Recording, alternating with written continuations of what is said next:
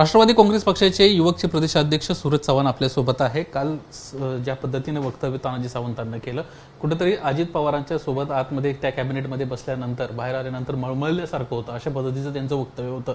एकंदरीतच राष्ट्रवादी काँग्रेस सोबत जाणं पटलेलं नाही, रुचलेलं नाही आणि त्यामुळे आम्हाला प्रचंड त्रासाला सामोरं जावं लागतंय, अशा पद्धतीच्या त्यांच्या भावना होत्या।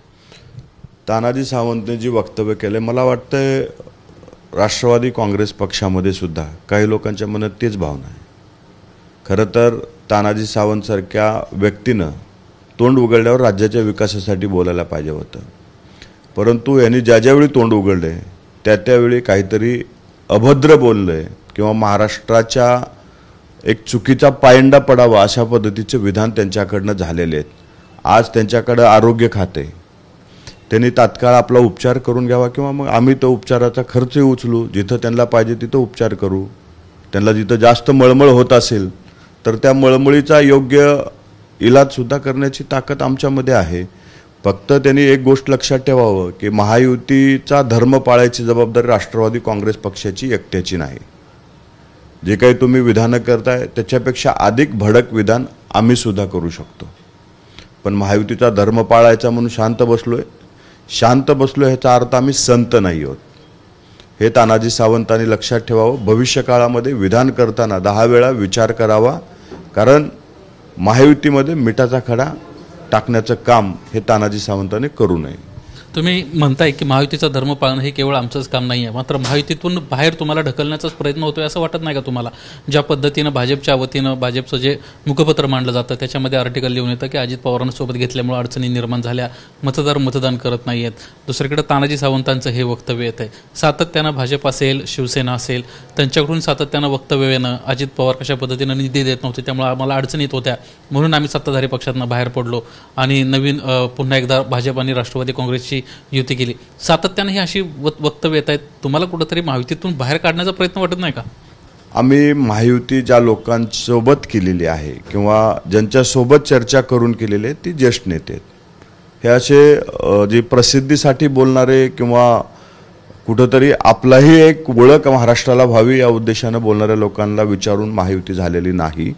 महायुती जरी आमची आयडियोलॉजी वेगळी असली तरी महाराष्ट्राच्या विकासासाठी घेतलेला तो निर्णय आहे आणि आम्ही एकत्रित काम करतो। आतापर्यंत भारतीय जनता पार्टीच्या असेल किंवा शिवसेनेच्या असेल कुठल्याही ज्येष्ठ नेत्यांना अशा पद्धतीचं विधान केलं नाही, पण हे उथळ माथ्याचे किंवा जे वाचाळवीर आपण म्हणतो मराठी भाषेमध्ये, हे वाचाळवीर जाणीवपूर्वक त्यांना कुठेतरी प्रसिद्धी भेटावी या हव्यासापोटी अशी विधानं करतात। त्यांच्या पक्षाने तात्काळ अशा वाचाळवीरावरती बंदी घालावी किंवा त्यांना समज द्यावी, अन्यथा आमच्याकडनं सुद्धा चांगल्या भाषेची अपेक्षा करू नये, कारण आम्ही सुद्धा त्याच भाषेत त्यांना समजेल असं उत्तर देऊ शकतो। फक्त आमच्यावर संस्कार हे यशवंतराव चव्हाण साहेबाचे आहेत, आम्हाला युती धर्म पाळायचा आहे म्हणून आम्ही शांत आहोत, हे त्यांनी परत एकदा लक्षात ठेवावं। तुम्ही त्यांना वाचाळवीर म्हणताय, मात्र त्यांच्या पक्षाकडून त्यांना दबावण्यात येत नाही आहे, याचाच अर्थ कुठेतरी पक्षाचीच तर ही इच्छा नाही ना, अशी देखील एक शंका या निमित्ताने व्यक्त होती। आता ते पक्षाकडून खरंच त्यांना समज दिला जात नाही की कदाचित समज देऊन हे सुधरत नाहीत हेही पाहावं लागेल, कारण ह्यांच्या ज्या पद्धतीची भाषा, बॉडी लँग्वेज आणि आत्तापर्यंतचं राजकीय कारकीर्द पाहिलं तर हे समज देऊन समजणाऱ्यापैकी नाहीत। म्हणजे ह्यांना ऑपरेशन करूनच इलाज होणारी लोक आहेत हे। फक्त आम्हाला महायुतीचा धर्म पाळायचा म्हणून आम्ही शांत आहोत, पण हे एक संयम असतो, त्या गोष्टीला एक सीमा असते सहन करण्याची। ह्याच्या पुढे जर त्यांनी विधान केलं तर त्याला जशास तसं उत्तर आमच्याकडनं सुद्धा दिलं जाईल।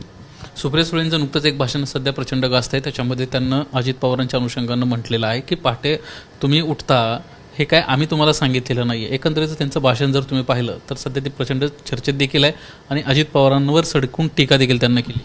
मला वाटतं सुप्रियाताईसोबत मी अनेक वर्षापासून काम केलेलं आहे, त्या अनेक भाषणामध्ये दादांच्या सकाळच्या उठून लोकांची कामं करण्याबद्दलचं कौतुक करायच्या। आज अचानक सुप्रियाताई अशा का बदलल्या हाच माझ्यासाठी प्रश्न पडलेला आहे। कदाचित दादा काम करतायत, आज महाराष्ट्रामध्ये जनसन्मान यात्रा निघते, महिलांचा भरभरून प्रतिसाद हा यात्रेला भेटतोय, हे दुःख कुठल्या ना कुठल्या शब्दातून व्यक्त करायचं होतं म्हणून त्यांनी तशा पद्धतीचं विधान केलेलं असावं असं माझं मत आहे। परंतु त्यांनी उदाहरण दिलं होतं की दूधवालाही सकाळी उठतो, दूधवाला सकाळी उठतो तो व्यवसायासाठी, दादा सकाळी उठून काम करतात ते सर्वसामान्यांचे प्रश्न सुटण्यासाठी. हा साधा सिंपल फरक आहे, हे त्यांनी लक्षात ठेवायला पाहिजे होता. परंतु अनेक सभांमध्ये त्यांनी दादांचं भरभरून कौतुक केलं ह्याच सकाळी उठण्यावरून, आणि आज अचानक त्यांना अशी दुर्बुद्धी का सुचल्या मला कळत नाही, परंतु लवकरच त्या बऱ्या होतील असे मला वाटते. परंतु त्यांचं म्हणणं त्यातलं एक आणखीन असं होतं की जबाबदारी घेतली तर ती पार पाडली पाहिजे, सांगायची काय गरज आहे. तुम्हाला सांगितलं नव्हतं ती जबाबदारी घ्या म्हणून, तुम्ही जबाबदारी घेतली, तुम्ही उठताय. आणि त्यांच्या म्हणजे सुनेत्रा वहिनींचा देखील त्या निमित्तानं एक उल्लेख त्यांचा पाहायला मिळाला. जबाबदारी घेतल्यावर पार पाडत असताना बाबा मी सकाळी उठतो, मी सकाळपासून काम करतो, जनसामान्याचे प्रश्न सोडवतो, हे माणूस साहजिकच बोलतो. त्याही बोलतात ना. शरद पवारांना कधी बोललं नव्हतं असंही त्या म्हणाले. आम्ही संविधान पाळतो, आम्ही हे करतो, आम्ही ते करतो. त्या स्वतः बोलतात ना, मी नियम पाळते, मी हे करते. मग त्यांना कशी काय गरज आहे सांगायची मी सगळे नियम पाळते म्हणून सांगायची? तुम्ही पाळता आम्हाला माहिती आहे, परंतु आपण बोलण्याच्या ओघामध्ये सांगत असतो की आम्ही हे कामं करतो. सकाळी उठल्यापासून आम्ही जनतेची सेवा करतो, लोकांसाठी सकाळी 6 वाजल्यापासून अवेलेबल असतो. हा आपला एक बोलण्यामधला लहेजा आहे, किंवा आपण एक सांगत असताना तो फ्लोमध्ये सांगतो, परंतु त्याच्यात आपण गवगवा करत नाही, परंतु जाणीवपूर्वक त्याच्यामध्ये वहिनीला ओढणं किंवा त्याच्यावरती टीका करणं, ह्याच्यातून आमच्या जनसन्मान यात्रेला भेटलेला प्रतिसादाचा राग दिसतोय. ह्याच्यात दुसरं काहीही नाही. सुप्रियाताईला कदाचित लोकसभेमध्ये जी यश भेटले त्याची हवा डोक्यात गेली असेल, परंतु ही महाराष्ट्राची जनता आहे, हवेतल्या लोकांना लवकर जमिनीवर आणते, हे त्यांनी लक्षात ठेवावं. आणि मला माहिती आहे त्यांचा अनुभव आहे, त्यांनी काम केलेले, त्या लवकर जमिनीवर येतील. बारामतीच्या जनतेनं अजित पवारांना का नाकारलं हे ज्यावेळेस मी विचार करत होते त्यावेळेस माझ्या प्रामुख्याने एक गोष्ट लक्षात आली की इमारती बांधून उपयोग नाही, मुलांच्या हाताला रोजगार मिळाला पाहिजे, नोकऱ्या, शिक्षण ह्या बेसिक महत्त्वाच्या गोष्टींवर काम केलं गेलं पाहिजे, असं देखील त्यांचं त्यामध्ये म्हणणं होतं की इमारती बांधून नुसता उपयोग नाही आहे. शरद पवारांना पाणी आणलं, शरद पवारांना त्या ठिकाणी रोजगार आणला, रोजगारांची निर्मिती केली, नुसत्या इमारती बांधणं हा कुठेतरी फोकस नव्हता. त्यामुळे सकाळी उठणं, परत अशा पद्धतीने सातत्यानं सांगत राहणं मी सकाळी उठतो, अशा पद्धतीची सुप्रिया सुळेंची एक भाषा होती. अजितदादांनी या राज्याच्या राजकारणामध्ये ज्यावेळेस काम चालू केलं आणि पवार साहेबांनी केंद्रामध्ये काम चालू केलं त्यावेळेस राज्यामधले अनेक उद्योग हे बारामती MIDC मध्ये त्यांनी घेऊन गेलेले, आणि ते उद्योग दाखवण्यासाठी किंवा बारामतीतला विकास दाखवण्यासाठी सुप्रियाताईनं त्यांच्या संसदेतलं खासदाराचं एक डेलिगेशन घेऊन येऊन त्यांना पूर्ण बारामती दाखवली होती की अजितदादांनी कशा पद्धतीची बारामती डेव्हलप केलेली आहे. अजितदादांनी नुसत्या इमारती उभ्या नाहीत केल्या, बारामती पॅटर्न जर उभा करण्यामध्ये सगळ्यात मोठा वाटा कुणाचा असेल तर तो अजितदादाचा आहे, तो पवार साहेबाचाही आहे, नाकारत नाही, पण ह्या दोनच व्यक्तीचा आहे, तिथं तिसऱ्या व्यक्तीचं श्रेय नाही. हे तेवढंच आम्ही सांगतो. सुप्रिया सुळेंचं श्रेय नाही असं तुम्हाला म्हणायचं? ते मी 2 व्यक्तीचं सांगितलं, ज्यांचं श्रेय त्यांचं सांगितलं. आता कुणाचं नाही, कोण नाही, तो तुम्ही शोधा, परंतु ह्या 2 व्यक्तीचं श्रेय बारामती डेव्हलप करण्यामध्ये आहे. त्याच्यात 1 नंबरला पवार साहेब आणि 2 नंबरला दादा.